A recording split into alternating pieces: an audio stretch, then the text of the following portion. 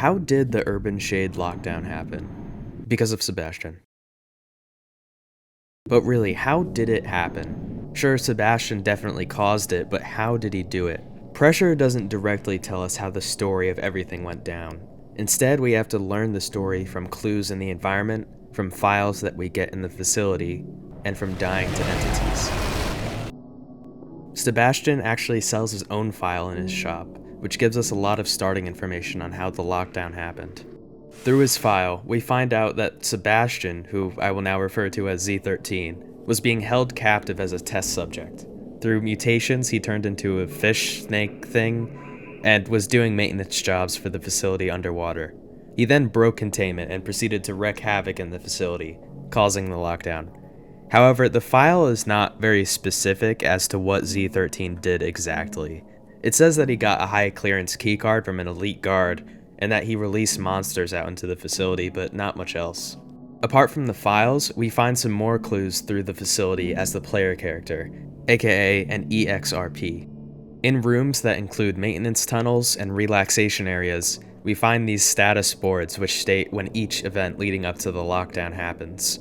We already know of most of the events from Z13's file, however, we know when the expendable protocol was used, giving us a clearer timeline of these events. Exploring the facility more, there's a chance that the player finds heavy containment. This is where we can fill in a lot of events that happened when Z13 proceeded to release as many monsters as possible. In heavy containment, a few cells are damaged or have been broken into in some way.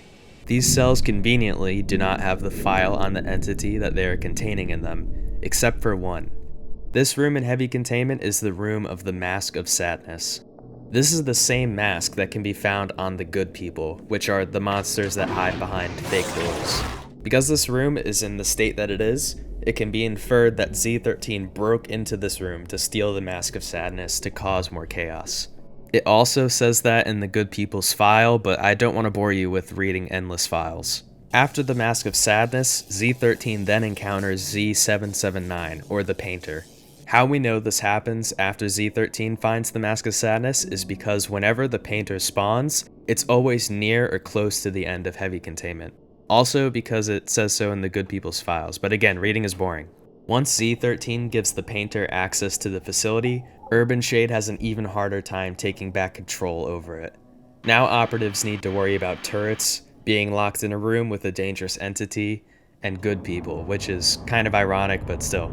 After the Painter gets control over the facility, not much else happens. More operatives and EXRP are sent down into the facility, and Z13 collects research to give Urbanshade's competitors an advantage.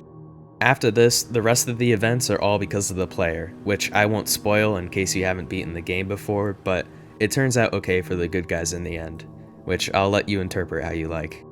So the complete timeline. Z13 breaks containment and steals a keycard from a high-ranking officer, giving him access to the whole facility. Z13 then lets out entities, specifically good people and presumably the other entities we see throughout the facility.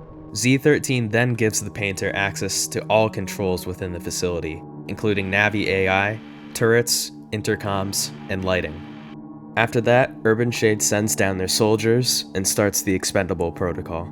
We don't have much solid evidence as to what happens after that, however Zeal, the developer of the game, has said that he plans on adding dead bodies into the facility to represent the members of Urbanshade who have tried and failed to take back the facility. For a game that does a lot of showing instead of telling, we are still able to understand a lot of what's happening. It's unfortunate that all the little Timmies out there won't be able to understand the game very well by themselves, but that's why I wanted to make this video, so that the lore of this game can become more well known. Who knows, I might even be wrong about some of this stuff. Either way, it's very nice seeing a game made for kids have a story for, well, older kids, I guess not really adults. I hope that this trend spreads throughout the rest of Roblox, even though it probably won't.